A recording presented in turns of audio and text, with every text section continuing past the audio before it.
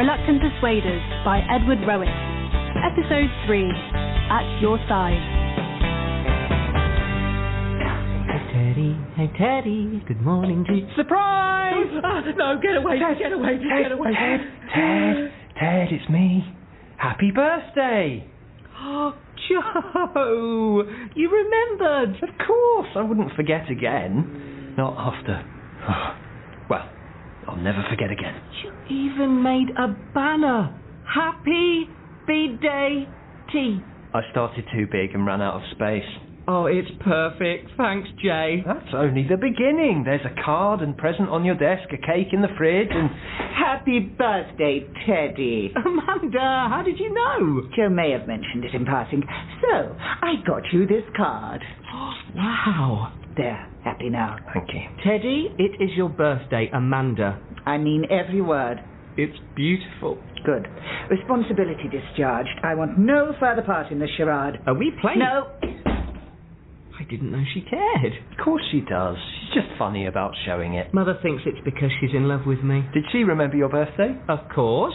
She made the most amazing breakfast in bed. Bacon, sausages, black pudding, both kinds of egg, toast, beans, the works, and I sat with her while she ate it. In fact, there's only one thing that could make today any better. Was someone saying my name? Morning, sir. I heard a rumour someone in this office is celebrating a birthday. Yes, sir. So I thought I'd drop by to say... Yes, sir. Happy birthday, Starling. No, sir. Yes, many happy returns of the day. It isn't my birthday. Then why the hell have you been going on at me about it for the past month? I haven't. It's Ted's birthday.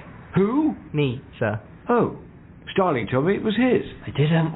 We went through this over and over and over again. I thought you were making rather a fuss about your own birthday. Well, Beach, I signed a card. You may as well have it. Thank you, sir. Oh, it's one of your business cards with a signature on it. As I say, I signed a card. What are you, 19? 33. 33? Good God, man. Birthdays are for children and women. Get back to work. I'm calling it best birthday ever. It's only just getting started. Oh, my dear. I'm taking refuge from the festivities. Hasn't that insufferable conjurer left yet? Yes, but the barbershop quartet has just arrived. Starling got him a... Teddy ordered it himself. God, if the boy's birthday means so much to him, why doesn't he take the day off? Apparently, there's nowhere he'd rather be. Let's have a drink. I'm trying to cut back on my whiskey before lunch. My dear, please. I wasn't going to offer you a whiskey. You're a woman. You'll have a gin. I'll have nothing. I need my wits about me today. I took my eye off the ball earlier, and when I looked up, Teddy was playing the hat game at me. What on earth is that? I didn't stick around to find out. I sometimes wonder how I came to be running a home for lost boys. Me too. It's exhausting keeping an eye on 3 of them. 2, you mean? Yes, 2, I mean. By the time I was 33, I'd settled down. I had a house, a wife, 2 beautiful mistresses. Oh, Starling's no better, giving Beach all those gifts. It is his birthday. Men don't give other men gifts. They buy things for themselves. That's the trouble with this place. I'm surrounded by needy boys and emotional women. My dear, where are all the men? I sometimes wonder that. Have a look and see if the coast is clear. I want a piece of Beach's cake. Your Starling and his best friend, Teddy. Rupert, fix me a whiskey. I might have a gin. Ted, the caricaturist is leaving. Oh, that's probably for the best. Don't know why Mr Hardacre got so angry with him. It was only a drawing. He says he won't tolerate being lampooned. Is everything all right? Oh, it's stupid. What? I can't stop thinking about my promise to Mr Hardacre. Your promise? That I'd spend this year looking for my dad? You promised Mr Hardacre? Yes, at the Christmas party. Oh, Ted, he only said that to stop you giving him a mug. I think there was a little more to it than that. Has he ever mentioned it since? Not with his words, but Mr Hardacre never forgets. Sooner or later he'll ask how I'm getting on. What am I going to tell him? I'm another year older and I haven't made any progress. Have you tried? Everything I can think of. I put a card in the window of the newsagents. Have you asked your mum about him? Well, you know what Mother says about questions. They're how the devil gets in. She is a difficult woman to have a conversation with. I don't know what else I can do. Let's go out for lunch. Either of the service stations, my treat. I can't. I already have lunch plans today. Who with? They're in here. Much obliged. Teddy? Joe? Hello. Hi, Frederick. Hello, Frederick. Isn't someone going to introduce me? Sorry, Amanda, this is Frederick. He's my brother. Actually, I prefer not to have my selfhood defined through the prism of another. I find it rather demeaning. Teddy's my brother. Teddy and Freddy. Freddy is the name for a child or a frog. Since I am neither, I go by Frederick. You two are very alike. We're semi-identical twins. Yet somehow not alike at all. We're also semi-non-identical twins. And our lives have followed very different paths. I own a house, a wife, and 2 strapping boys named Terence and Stockwell. Teddy does not. Terence and... Stockwell. I was eager their names shouldn't rhyme in any format. Well, good to meet you. Happy birthday. Oh, it's not my birthday. Well, surely if you're twins. Mother thought we both deserved a special day, so she had mine moved. She wrote a letter to the Queen. I've put up with all this nonsense and it's not even your birthday? No, it is. The Queen's... Unbelievable. I've asked you not to tell that story, Teddy. It makes us look eccentric. Sorry, Frederick. Happy pretend birthday. Needless to say, I didn't get you a gift. Why not? I don't believe in them. Neither the giving nor the receiving. Everything I have, I earned. Apart from a novelty tie, which it would have been professionally disadvantageous to refuse. Are we ready for lunch? Could Joe come as well? I booked a table for 2. I don't mind kneeling. That's fine. I'd just be a third wheel. Yes. Come along, Teddy.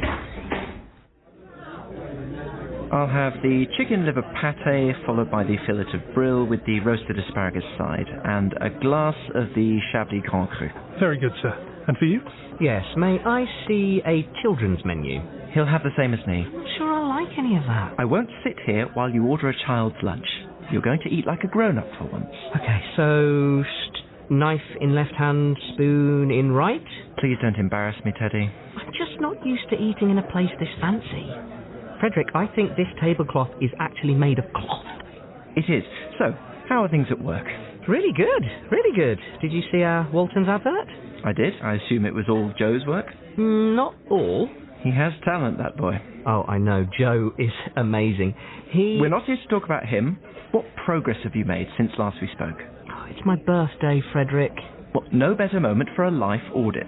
Reflect on where you're going wrong. I was hoping we could just have a nice meal. It means a lot that you took the day off for my birthday. I took a long lunch, and it isn't really your birthday. Well, it means a lot that you remembered. I own a calendar. You should try it. Oh, I own lots of calendars. Decades-old advent calendars don't count. Which reminds me, we need to speak about your hoarding. I'm not a hoarder, I'm a collector. Those cereal box toys are appreciating in value, are they? They are to me. Teddy, tidying your room is the first step to ordering your life. How would you know if my room's tidy? You never visit. Because I find the fashion in which you and Mother live immensely distressing. It has a sinister Norman Bates quality to it. Not since we closed the motel. Well, I don't intend to expose Terence and Stockwell to it. Mother would really like to see them, and you. And she's welcome to visit us any time. Oh, that's not fair. You know how she feels about leaving the house. Yes, I know. That's how the devil gets in. There's actually nothing wrong with living with your parents. Joe says lots of people have to do it these days. That is a fiction peddled by the indolent and incompetent. Terence and Stockwell live with you? Because they're 11 and 9, respectively. They know they're expected to move out by age 21 and return only for Christmas and the occasional Easter. What if they fell on hard times? That will never happen. Stockwell has begun saving for his first deposit. Do you ever think you might be too hard on them? I simply don't believe in coddling. My boys are going to be high achievers, like me. You were coddled, and it's done you a great deal of harm. I wasn't. It hasn't. Yes. Coddled and indulged. And it's still going on. Mother cooks your meals, pays your bills, washes your clothes. Only when she remembers. It's as if you're incapable of managing your own life. I'm not incapable. I ordered myself a barbershop quartet this morning. I'm going to receive that as a joke because I can't bear that it should be true. Well, it is true, so... I won't sanction your buffoonery, Teddy. I can't. It sometimes feels like the only reason you want to see me is to lecture me. What I want is to see you succeed. If you don't sort your life out, who do you think will? Do you ever think about Dad? We don't have a father. Well, we do somewhere. I have been trying to track him down. Why? There's things I'd like to ask him. About what? about him and myself, you know. Maybe he could help me solve the enigmatic riddle that is Teddy. This is a man who went out of his way to seduce Mother. I don't think you should place too much faith in his wisdom. Well, he must have had something going for him. You know what Mother usually says about sex. That's how the devil gets in. Joe, I want your opinion. Where should I hang this drawing of Rupert? Somewhere he won't see it. Well, where would be the fun in that? What happened to the Brothers Grimm? They went out for lunch. You not invited? Nah, Frederick and I don't really get on. He feels I enable Ted. I don't much like him either. I find him weird. And he's always telling Ted to grow up. Oh, what a villain. No, I know, but Ted's already a bit fragile today. The conjurers, caricaturists and clowns weren't enough for him? It's his dad. He promised Mr Hardacre he'd track him down. All he has to go on is that his dad worked in advertising. Joe, I'm not as invested in you and Teddy's psychodrama as you seem to think. Right, sorry. His father worked in advertising. Yeah, that's sort of how we ended up in it. Teddy liked the idea of following in his footsteps. When was Teddy born? 1986? And his father ran off? While his mum was pregnant. I don't know if he even knew she was. So, you're looking for a man who worked in advertising in the 1980s, was putting it about all over town, you might even call him a cad, who Teddy shares a mysterious bond with? Was someone saying my name? I was thinking it. What's happened to Beach? He's out to lunch. Yes, obviously I know that. Literally, though. Then we might finally get a bit of peace. Sometimes I wonder who's responsible for that boy. I mean, you don't think. Perhaps I could get invested in this psychodrama. His name is Jordan B. Peterson, and the book is called 12 Rules for Life. I think it would do you a lot of good. You really didn't have to walk me up to my office. I wanted to finish making my point. Well, it's good to see you. Yes, I should be off. I'm sure you have work to get on with. Joe will give me something to do. Of course. Well, until next time. Frederick, before you go, about Dad? Teddy, don't let this become another obsession. If you did ever meet him, he would simply be a strange man who knew nothing about you and cared less. Was someone saying my name? Oh, Beach, it's you. Oh, and who is this fine young man? This is Frederick, sir. I'm his brother, Frederick. This is my Mr Hardacre. It's as if someone took Beach and fixed him. That's very kind of you to say. I can scarcely believe you come from the same stock. I'm very much the white sheep of the family. Would you care to join me in my office for a drink? We'd love to. Not you, Beach. I'm afraid I was just on my way out. Can I give you a lift anywhere? Oh, there's no need. My car's parked out front. The Range Rover. That's a mighty machine. I'll take you for a spin if you like. I'd be delighted. Should I come too? You get back to work, Beach. You've taken an obscenely long lunch. I understand it's not even your birthday. Not no, because the Queen said... Goodbye, Teddy. I hope you'll think about everything I've said. I will, and I hope you'll think about everything I've said. Mr Hardacre. Oh, please. Call me Rupert. I'm fine with this. What's the book, Ted? 12 Rules for Life. Why are you reading that? Frederick told me to. Have you two seen Rupert? Amanda... He left early. He's playing squash with Frederick. Frederick, your brother. Amanda... They really hit it off on my birthday. Did they now? Amanda... I wonder why that may be. Probably because they're both such high achievers. On an entirely unrelated subject, how's the father hunt going? Oh, I've given up. What? Why? I mean, what's the point? Even if I found him, he'd just be a strange man who'd probably like Frederick more than me. But you promised Rupert. Oh, he was just trying to stop me giving him a mug. You were right, Joe. He doesn't remember. Sorry, Ted. No, I'm going to stick with the only dad who's never let me down. The milk tray man. The milk tray man? From the adverts. The man in the polo neck who swings into women's bedrooms and leaves them a box of milk tray. When I was little, whenever the ads came on, Mother would say, "That's your dad, that is." I'd watch TV for hours, just hoping to see him, and sometimes when I tiptoed upstairs there'd be a box of milk tray by my bed. Then I'd know he'd been, and he still cared about me. You know, I even tried to become the Milky Bar Kid so he'd be proud of me. Mother took me to an audition and I told them, "My dad's the milk tray man, this is my birthright, I've got chocolate in my blood." I didn't get it. The casting people said you had to be blonde and wear glasses, and that 23 was much too old. Maybe they were right. Frederick said it was all stupid anyway, and it was just Mother leaving me the chocolates. He said she never said Dad was the milk tray man, just that he wrote the adverts. I know which I'd rather believe. Wait, your father wrote those adverts? If you believe Frederick. But if that's true, then you could easily find out who he is. I've told you, I don't want to. He'd just be disappointed in me like everyone else. But... Amanda, drop it. Fine. Just when I was getting invested. Yeah, that was a terrific game. I'm glad you enjoyed it. Sorry if I was a bit rusty. Don't play as often as I'd like. It can be hard to find opponents. Of the right calibre, I mean. I have a few fellas at my office who play. Not really an option at Hardacre's. No, my brother's hardly a sportsman. I took him to a football match once and he cheered on the referee. Didn't take him to the football again. I'm surprised you take him anyway. I'm surprised you managed to get any work done. The burden largely falls on me. Perhaps you saw our Walton's ad? I did. Very touching. Your work? Almost entirely. I should thank you for keeping my brother off the streets. Well, he has his uses, but I can tell you what a breath of fresh air you are. A bit of male energy. I'm usually surrounded by women and boys. All of us are these days. This world is very hostile to men. I've noticed that as well. We're being marginalised, professionally and culturally. That's quite true. Nice watch, by the way. Oh, thanks. Bought it with my Christmas bonus. It's the James Bond limited edition. Very tasteful. Might have to get one for myself. Now, what were you saying? That the deck is stacked against men. Look at my brother. He's told it's bad to be a man, so he stays a boy. Well, Starling's no better. You should have seen the fuss he made over his own birthday. I don't know how you put up with him. You must have the patience of a saint. Yes, that's quite right, I do. Why the hell can't I find my bloody towel? Sorry? My towel. It's gone. Perhaps someone picked it up by mistake. How annoying. I swiped that from a very nice hotel.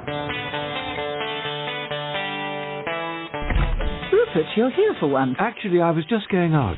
Off to meet Frederick? No, he's busy this evening. But he did recommend this fascinating book by a chap called Jordan Peterson. You two have really taken to each other. My dear, excellence recognizes excellence. Frederick's like the son I always wanted. You have sons? Yes, but not the ones I wanted. Has Frederick mentioned his father? Well, why would he? I believe he ran off before the boys were born. And apparently worked in advertising. Oh, really? I'm afraid there was rather a lot of that going on in the industry back then. We were rock stars, and the public were our groupies.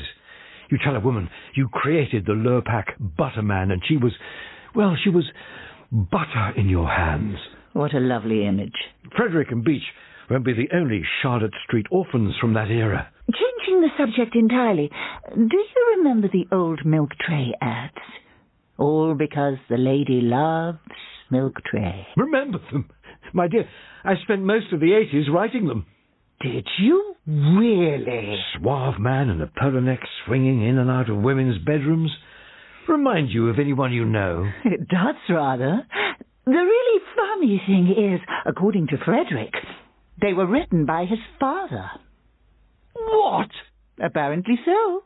The ad man who swung into his mother's bedroom left her a gift and vanished into the night. But that would mean... Yes?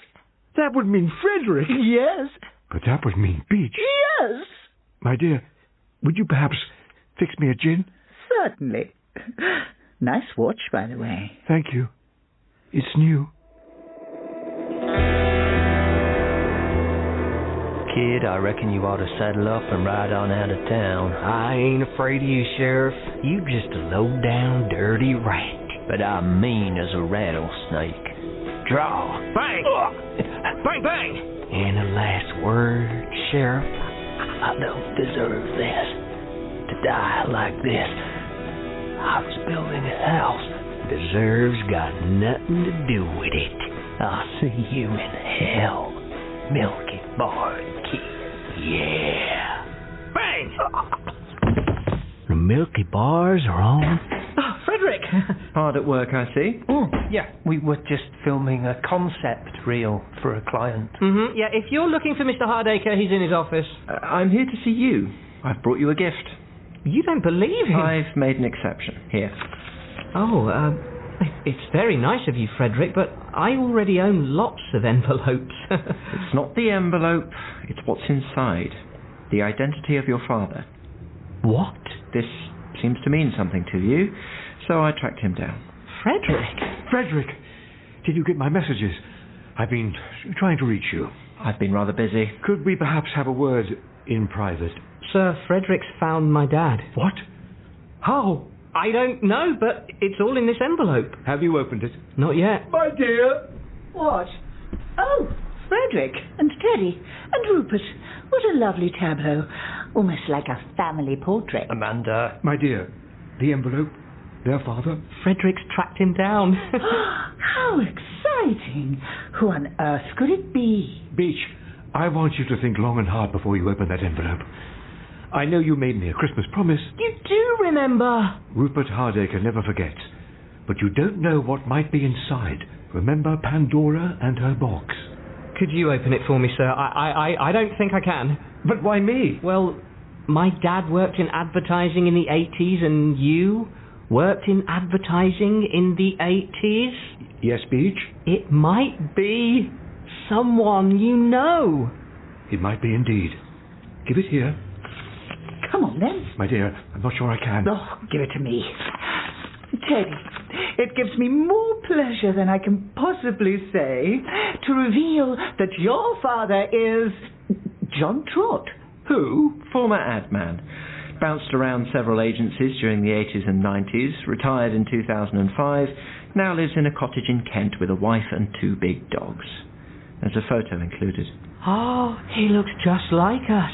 Yes, I'm a little concerned by his hairline. But I thought that you were our father. A quick paternity test using your gym towel closed that avenue, so I put my private investigator on the case. You must be very relieved, Rupert. My dear, I never seriously entertained the notion. I mean, Beach! I mean, Frederick. But I mean, Beach. The whole thing was absurdly fanciful. It would have been so neat, though. Life is really as neat as one hopes, if you'll excuse me. Amanda. I'm going. Just another normal day at Amanda's home for lost boys. I thought Mr. Hardacre was my dad. It never crossed your mind? Of course, but I did a secret paternity test on him years ago. Well, there you are. You have the father you always wanted. I hope it helps. Have you spoken to him? Why would I do that? There's nothing missing from my life that he could supply. It means a lot that you went to all this trouble. Thank you. You're welcome. I worry you've been using not having a father as an excuse. I've taken that excuse away. If you do want to reach him, you know where to find him. Well, I suppose I'll be seeing a lot more of you now that you and Mr. Hardacre are best friends? Hardly. We have nothing in common.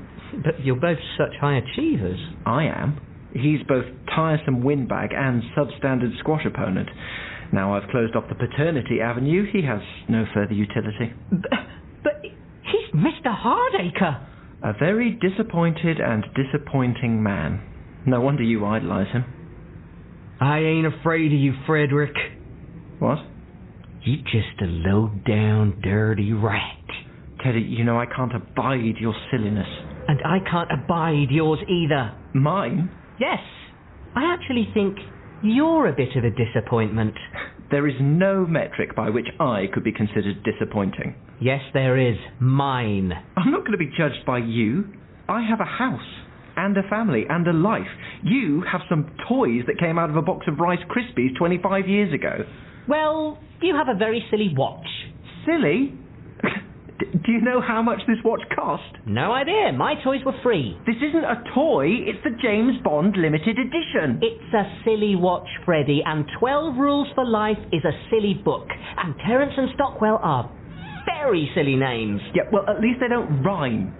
Actually, Terence can be shortened to Terry, and Terry can be shortened to Tell. So, give my best to him and Stockwell.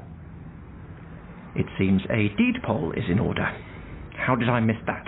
No idea, but I've been sitting on it for 9 years. I just didn't want to make you feel bad. I'm not the one who should feel bad. You live with your mother. She's our mother, and at least I have a relationship with her. I have lots of things you don't, Freddie. Yeah, I feel a bit sorry for you. I don't deserve this resentment. I've been trying to help you. Deserves got nothing to do with it. I'm going now. Don't bother me again at work. All right, if you'd like to see me and Mother, you know where to find us. Good day. This is his office. I think he wanted to make an exit. So, this is awkward. Not at all. If he wants to rejoice in mediocrity, so be it. I've always thought you have the potential to be a very high achiever. Okay, thanks, Frederick. But Teddy will drag you down if you let him. I'd cut him loose. Yeah, I'm not going to do that. It's all right, Joe. He always gets left behind. I'm going to go. This is your office. I know, but I'd like to make an exit. I'll see you, Freddie. I doubt it, to be honest. And it's Frederick. Is it? Easy to forget. No, it isn't. Goodbye, Joe. I'm fine with this. So we're ready to go for the pitch on Thursday. Very good. Any other business, my dear? Just one thing. Have you contacted your father, Teddy? Amanda. Nah, I'm not sure I'm going to. I promised I'd find him, and I did. When you say you found him... And that's the other thing. He might be like me, but he might be like Frederick, and no one needs two Fredericks in their lives. One is all anyone could ask for. Don't suppose he mentioned me? Haven't heard from him. I'm not going to contact him either. What I still don't understand, sir, is that John Trott said he wrote the milk tray ads, but Darling, if there's one thing you'll learn in a career in advertising, is that there's never any shortage of chances claiming credit for your good work. I think you're quite right not to contact him, Beach. Thank you, sir. I'm not even sure he's my dad anyway. He looks a lot like you. So does Audrey Hepburn. Doesn't make her my mum. And he doesn't look anything like the milk tray man. Because the milk tray man isn't your father. I'm not so sure. When I got in this morning, there was a box of milk tray on my desk. So, I mean, how do you explain that? I thought we could share it. I'll go and get them. Very thoughtful, Joe. I didn't put them there. I thought it was you. Does it sound like the kind of cloyingly sentimental thing I'd do? Someone must have left them. Rupert, do you know anything about this? Me? What an absurdly fanciful notion. Rupert Hardacre doesn't give other men gifts. He buys things he can enjoy himself. I suppose it's a mystery, then. Here they are. I've only eaten most of them. So, would you like one, sir? Thank you, Beach. I don't mind if I do. Reluctant Persuaders is written by Edward Rowett and directed by Alan Nixon. It stars Nigel Havers, Mathew Baynton, Josie Lawrence, Rasmus Hardiker and special guest Kieran Hodgson. It is script edited by Mark Evans, produced by Gordon Kennedy, and is an Absolutely production for the BBC.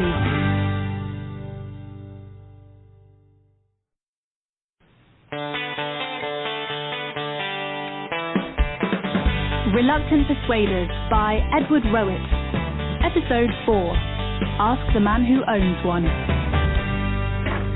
Morning, Joe. Morning, Ted. Is that a... Joe, meet Delilah. Why is there a turkey in our office? No idea. She was sitting on my desk when I came in. And you didn't question it? Well, I tried, but she isn't talking. It must have come from somewhere. Well, I expect she's a stray. A stray turkey. Yeah, I think she just wandered in. Wandered in, off the street, into a building, up several flights of stairs, through a door, into our office. Is that likely? She probably took the lift. Amanda, do you know anything about a turkey sitting in my office? Yes, he's called Teddy. Why does it matter where she came from? She's here now. When life gives you lemons, make lemonade. But it hasn't. It's given us a turkey. So we make turkey aid. Look, if you didn't bring it in, and I didn't bring it in, and Amanda didn't bring it in, then who... Was someone saying my name? My, what a fine bird. Isn't she? Do you know anything about this, sir? Why, I couldn't possibly comment. What's going on? Oh, there really is a turkey in here. Yes, he's called Beach. I've already done that one, Rupert. Damn. Where's it come from? I think Mr Hardacre brought it in. I may have done. Why exactly? Why do you think? I honestly have no idea. Oh, my dear? Don't look at me. Oh, come now. Beach? Yeah. You thought it would be a good learning experience for me to have a pet. No. Haven't any of you seen this week's issue of Campaign? I don't read Campaign. It's the industry talking to itself about itself. The only people who read it are narcissists hoping their work will be mentioned somewhere. Isn't that last week's issue on your desk? That belongs to Ted. Well, here's this week's issue. Take a look at page 21. Fine, but I don't see what... Oh. Oh, dear. Oh, yes. What happened? Turkey of the week. Ah. It's a column that names and shames bad ads. It appears this week Joe is in the firing line. What ad? The aliens discovering pizza spot. That was a good ad. It was funny. Not according to campaign. Aims for funny, misses, and lands on annoying. All right, Rupert. A tired concept, poorly executed. All right, Rupert. A truly risible effort on behalf of a brand that deserves better. Have you memorised the whole thing? Just the best bits. Which was all of them. You all right, Joe? Me? I'm fine. Who cares? Not me, that's who. This doesn't fully explain why you felt it necessary to bring a turkey to work, Rupert. It's an old Adland tradition, a rib, if you will, that the recipient of Turkey of the Week is presented with a live turkey by his colleagues. I have never heard of that tradition. Well, that's the way things are going, isn't it? The industry's full of vegans and snowflakes and women, putting a stop to everyone's fun. Doubtless some tree hugger decreed it cruel and inhumane. Because it is. Nonsense. There's nothing remotely cruel about it. The creature's having the time of its life. What am I supposed to do with it? Choke the life out of it while we watch. It's a ceremonial thing. I'm not killing an animal you brought in here as a prank. It's not a prank. A rib. Either way, can you get rid of it, please? Certainly not. The bird's your responsibility now. Right. Okay. Don't worry, Joe. I'll take care of her. Thanks, Ted. Would you all excuse me? No, wait. I want a picture of you with that bird. Stand there. Oh, very fine. The starling and the turkey. I shall have it framed. I'll see you all later. Well done, Rupert. My dear, better he heard it like this. Better? Well, funnier. Should someone go after him? Oh, yes, he forgot the magazine. No, Rupert. I'll go. Don't worry, Amanda. Leave it to me. I make it a point never to leave anything to you. You don't know Joe like I know Joe, though. I've helped him through all kinds of heartbreaks and disasters, many of which I caused. I'll look after him. And that's why it genuinely doesn't bother me, because it's my work, but it's not actually my work, if you see what I mean. So whether people say it's good or bad, that just doesn't land on me. It's like, I'm just a gun for hire. I don't look back. I'm already off and on to the next thing. Do you see what I mean? I guess so. What was the question again? What do turkeys eat? I don't know. Have you Googled it? I want to work it out. Okay, so far I know she doesn't eat crisps, cheese strings, chocolate, rice pudding, popcorn, shortbread, cheesecake, Turkish delight, or trifle. I do worry about your packed lunches. It's all right. I've got this small box of raisins too. I wonder if Delilah will like those. Oh, no, me neither. You can try her on my lunch if you like. I'm not hungry. Are you sure you're okay, Joe? Ted, I'm fine. And I'll tell you why. It's because I don't... You know, I think I've got it. I just mean, if it did bother you... Which it doesn't. Which it doesn't, that would be okay. It's never a good idea to keep things bottled up. Remember when I tried to keep that swarm of bees in a bottle? I do. And I appreciate the concern, but honestly, I'm fine. So campaign don't like my work. I'm not going to obsess about it. Okay. Because that's what they want me to do, and I won't give them the satisfaction. Yeah, I just worry that you might be in denial. Ted, I'm not upset. I'm not keeping anything bottled up, and I'm certainly not in denial. I've never even been to Egypt. Because denial? All right, it bothers me, okay? It bothers the hell out of me. It's embarrassing and humiliating and demeaning, and even if I could stop thinking about it, which I can't, I wouldn't be able to, because that ridiculous bird is sitting on your desk reminding me of it. There. See? Now don't you feel better? No. Oh, really? No. Oh, okay. I really thought it would help to get it out. Well, it hasn't. Oh, that was sort of my only idea. Okay. Are you sure you don't feel better? Yes, I feel the same, but worse. Sorry, Joe. I was just trying to help. If you really want to help, you can get rid of that damn bird. Joe? Not now. I'm writing a letter to campaign. That sounds healthy. Saying what? Just calmly and politely telling them that while I respect their right to an opinion, in this case, I respectfully disagree with that opinion, and very rationally and reasonably explaining the thinking behind the ad, and why, with respect, I think they may have missed the point of it. Dear dickheads. That's all I've got so far. You cannot need me to tell you that this is a bad idea. Why? You're always telling me to stand up for myself. This letter will make you look like the kind of preening egomaniac who's so fragile he's unable to stand a joke at his own expense. Was someone saying my name? Yes. You better not have been making a joke at my expense. I won't stand for that. Ha! Starling, how's that turkey getting on? No idea. Teddy's looking after it. Oh, it'll be dead then. Good. I fancy a turkey dinner. What are you two up to? I'm writing a letter to campaign. And I'm imploring him not to. Giving them a piece of your mind, eh? Let's have a look. Dear dickheads. Capital beginning. Good to see that you're standing up for yourself. I'd do the same if I was in your shoes, but of course I never have been, because I've never won Turkey of the Week. Joe, you're doing what Rupert would do. Does that not sound an alarm? No, because he's a creative, so he gets it, and you don't, because you're not. Is that right? Darling, would you excuse us a moment? My dear, the word outside. Rupert, even you can't think that this is a good idea. Of course not, my dear, but it needs careful handling. The boy's feelings are obviously hurt. Women don't realize this, but the male ego can actually be quite fragile. No, I won't believe it. Well, it's true. Men can be just as prideful and vain as, well, women. I've often observed it in other men. Thank God you've managed to stay so clear-eyed and humble. Yes, I pride myself on my humility. But this situation will need to be handled with extreme tact and delicacy, which I have and you don't.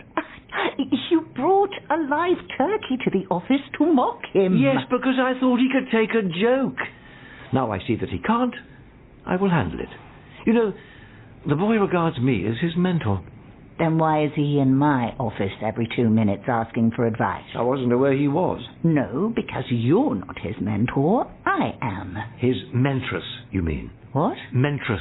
A female mentor. There's no such thing. I agree. It's highly unusual. The word doesn't exist. Of course it does.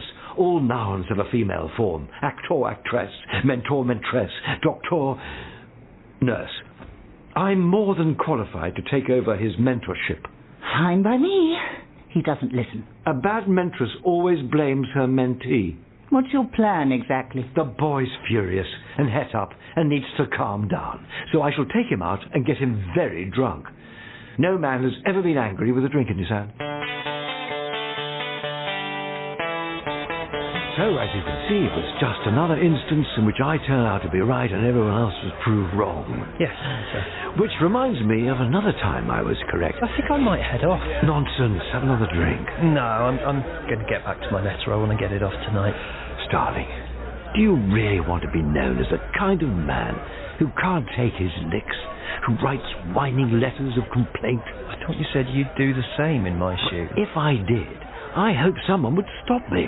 I don't say this isn't a difficult experience for you, but you must look at the positives. What positives?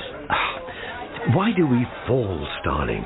So we can learn to get back up again? No, so others can have a damn good laugh at our expense. Just think, your suffering is providing a Roman holiday for the rest of the industry. I have thought about that. That's all I can think about, and I don't like being laughed at. Darling, no one likes being laughed at, I assume. I never have been. But everyone likes laughing at other people. The Japanese, a people I have the greatest respect for, have a saying. Please don't do an accent, sir. No, I wasn't going to. The misfortunes of others taste like honey. Why, my happiest times have been spent laughing at someone else. Often you. Even if that's true, how is it supposed to make me feel better? Because the best thing about Turkey of the Week is, it's of the week. Take it on the chin now. In a few days, you can be laughing twice as hard at some other poor loser. I don't see why there has to be a loser at all. There's a strain of communism in your thinking I find highly disturbing. The world is what it is. You're not the first Turkey of the Week, and you won't be the last.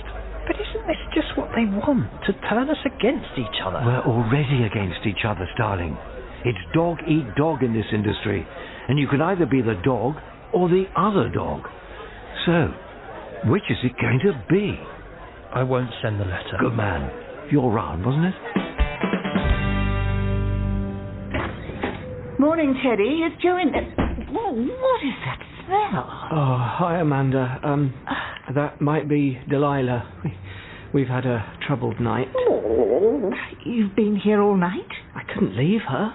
And I didn't know if you were allowed to take a turkey on the tube. Their website is surprisingly unhelpful on the issue, so we stayed. And did what? I think some of the things I've heard her didn't totally agree with her. She's been quite productive.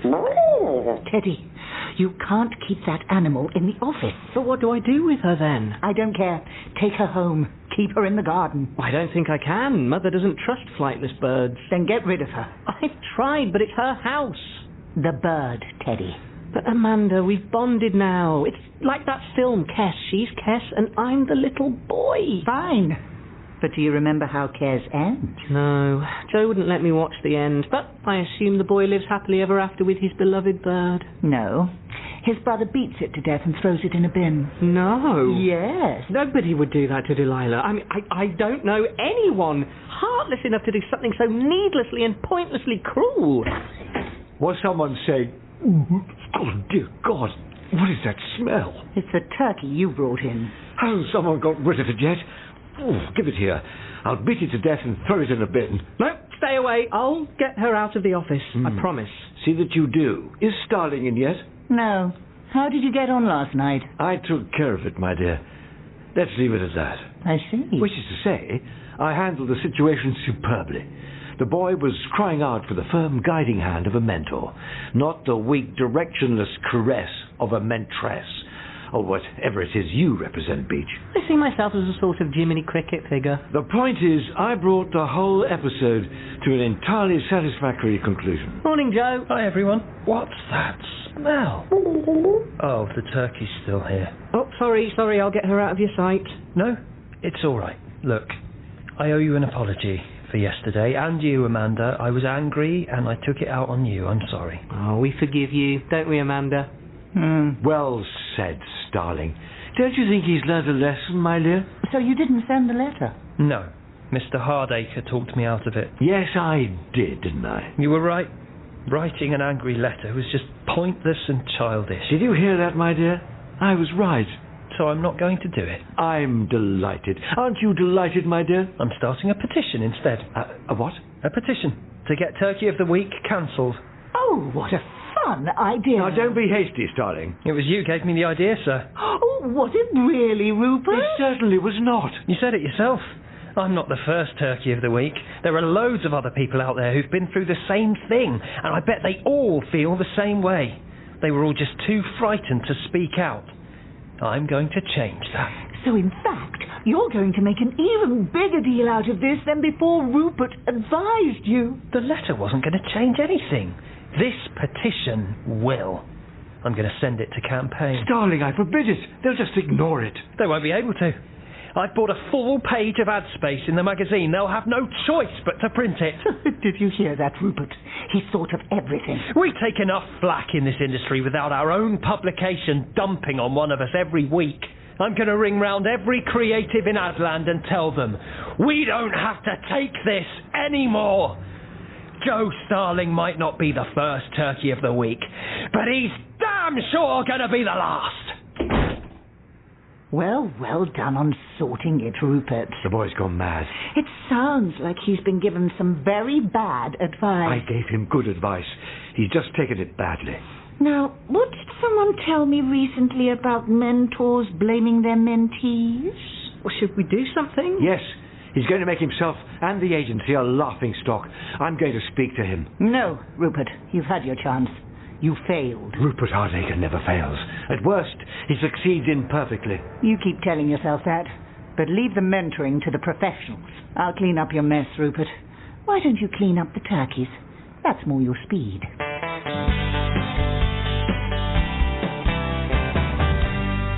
I'm looking for as many names as possible. Can I put you down? Absolutely, or anyone else in your department. Just let me have their names. Patrick Ness, yes. Diana Bagg, yes. and Ivan Christopher Yadick. So that's Mr. Penis, Miss D-Bag, and Mr. Icy Yadick. That's great, very mature, thank you. Children. Joe? Not now, I'm changing the culture of advertising. Petition going well, then? How many signatures? Obviously, you can't judge a petition solely by number of signatures. So none? Not numerically, no, but I have a lot more people to call. Joe, no one else is going to sign your suicide note. It's not a suicide note, it's a manifesto. A call to arms, a line in the sand, the industry rising up and with one voice crying, this far and no further. Dear dickheads. I might change that part. I always knew I was put on this earth for a reason. To do something great. Now I finally realise what it is. I'm burdened with glorious purpose. To object to a light-hearted column in a trade publication. To make the world a kinder place. All you're doing is showing everyone what a thin skin you have. No, I'm proving that I have a thick skin because I don't care if people think that I have a thin skin. I'm prepared to be mocked, to suffer, to sacrifice myself for the good of all. Are you saying that you're an advertising Jesus? What do you say that I am? I say you're an idiot. It has to be for something, Amanda. I can handle being Turkey of the Week as long as something good comes out of it. Otherwise, they just get away with bad-mouthing good work. Have you ever stopped to consider it might not have been good work? No, because that's what they want. I know my work is good. I've turned this place around with it. And yet somehow you haven't developed an ego. It's not an ego. I just know that I'm good. I believe in myself now. That's a good thing. Anyway, you would have told me if the work was bad. Would you have listened?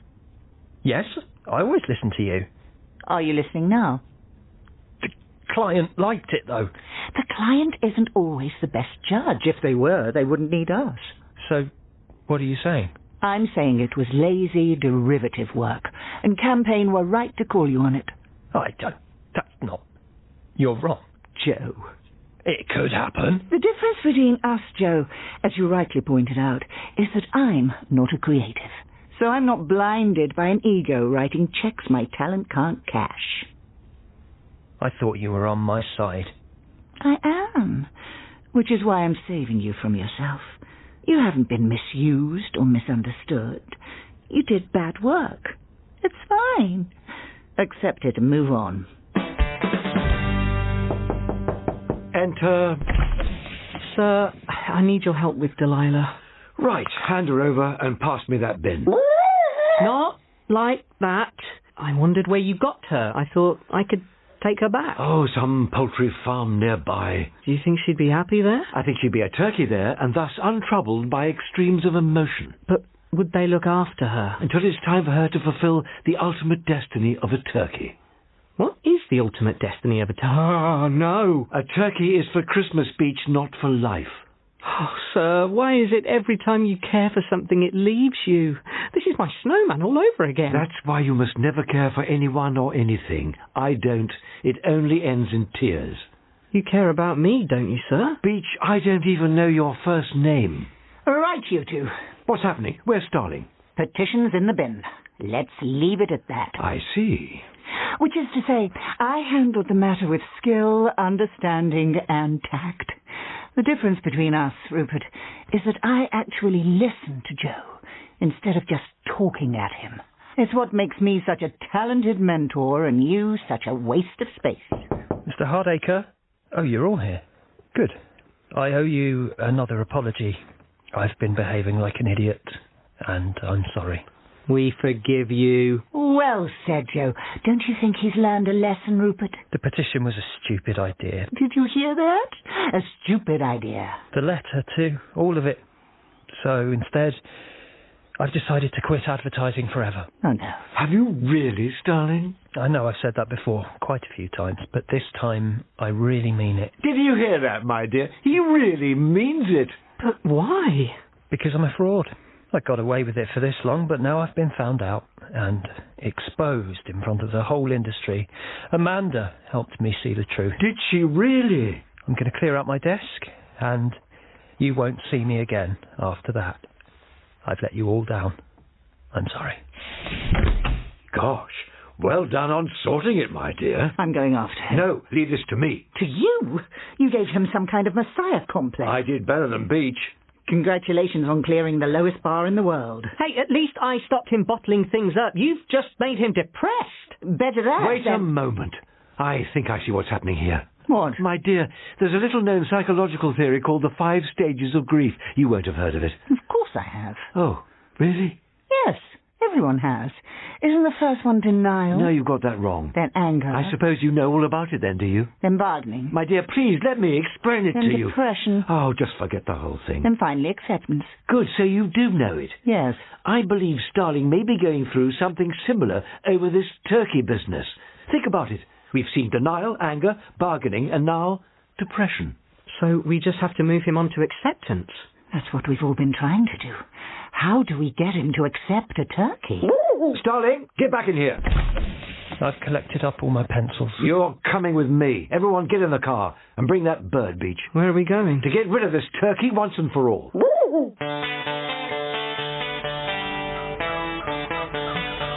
Delilah, look. Do you really think we're allowed to just wander in here? I can go where I like. Because you're Rupert Hardacre? Exactly. And also because I own the place. I'm sorry? What? You have your own turkey farm? I have a portfolio of entrepreneurial investments and endeavours, Beach. Yes, I have a turkey farm. Wow. Since when? Early 90s. What do you think kept the agency afloat during our leaner years? I admit I never considered it was the profits from a thriving turkey farm. Well, it was. Sir, if it's not a rude question, why do you own a turkey farm? Because at one time I came into possession of a turkey. When life gives you a turkey... You make turkey aid. Something like that. How did you come into possession of a turkey, Rupert? Someone gave it to me. Who? My colleagues. You said you never won Turkey of the Week. Yes, well, that was... A lie? Rupert Hardacre never lies, but he sometimes tells the truth imperfectly. But, Rupert, you couldn't have started breeding with just one turkey, surely. You'd need at least 2. Yes, or 7. You won Turkey of the Week 7 times. Look, the 90s were not my finest vintage. But that's much worse than me. Yes, all right, Starling. That is the point I'm making. So, are you saying I should start a turkey farm? Don't you dare, this is my racket. What I'm saying is this. No one hits a century every time he steps to the crease. Even the greatest batsman gets a duck, sometimes. And even the greatest ad man gets a turkey. Wouldn't you agree, my dear? I would, Rupert. There are enough egomaniacs in this industry, Joe. Do you really want to be one of them? No. But if I can let my turkey go, so can you. Yeah, maybe I can. Hooray! Right, Beach, hand the bird over. Could you all give us a minute? Oh, for the love of... Fine. Hey, you. Delilah, this is goodbye. I've learned so much from you, but you belong with your own kind. I'll never forget you, and I hope you won't forget me either. I know. You'll be right here. My Delilah, goodbye. Has he been having sex with that bird? My Delilah. Morning, Ted. Hi, Joe. How are you doing? Oh, you know, Still thinking about Delilah? every moment. I have something that might cheer you up. It's this week's campaign. Oh, great. What's Turkey of the Week? No idea, haven't looked. But turn to page 5. Okay. It's you and Delilah. The starling and the turkey. I got the photo off Mr Hardacre. Joe Starling, proud recipient of Turkey of the Week. I bought the ad space for my petition, figured I might as well use it. They tried to embarrass me, and it didn't work. I've accepted it. The one thing they didn't want. So you took an ad out to prove it? Yeah, it's my turkey, and I'm owning it. Joe. What? Campaign, what on earth possessed you? I was showing that I've accepted. I got the point, Joe. I think everybody did. So what's the problem? The problem is... Starling, Beach, I have brought someone to see you. Delilah! You brought her back! Oh, sir, thank you. Don't thank me, thank Starling and his harebrained schemes, you unabirked Starling. What are you talking about? Page 21. Oh no. What? What does it say? Allow me, I have it by heart. Joe Starling has felt it necessary to advertise himself as the recipient of last week's turkey in these pages.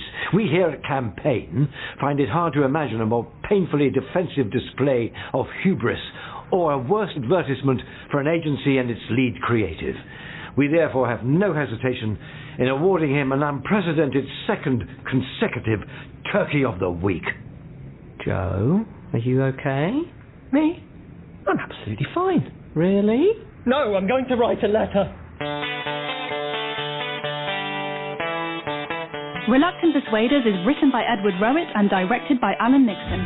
It stars Nigel Havers, Mathew Baynton, Josie Lawrence and Rasmus Hardiker. It is script edited by Mark Evans, produced by Gordon Kennedy, and is an Absolutely production for the BBC.